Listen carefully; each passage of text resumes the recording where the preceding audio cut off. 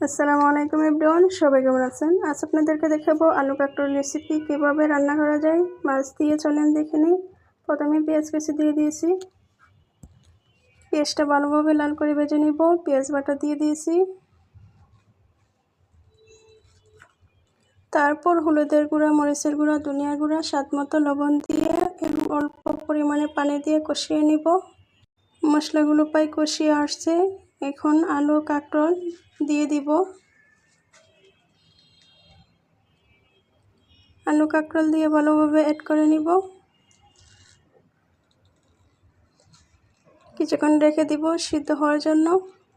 আলু কাঁকরোলগুলো প্রায় সিদ্ধ হয়ে আসছে, তারপর ভেজে রাখা মাছ দিয়ে দিব। আমি সবসময় ভেজে রাখা মাছ দিয়ে তরকারি রান্না করি। কাঁচা মাছটা তেমন আমাদের বাসায় পছন্দ করে না কেউ। তারপর কাঁচামরিচ কুচি দিয়ে দিয়েছি, দিয়ে অল্প পরিমাণে পানি দিয়ে দিব। পানি দিয়ে 10 মিনিটের জন্য রেখে দিব। হয়ে আসছে প্রায় আমার কাঁকরোল আলু মাছ রেসিপি। ধনিয়া পাতা দিয়ে নামিয়ে নিব। হয়ে গেছে আমার আলু কাঁকরোল মাছ রেসিপি।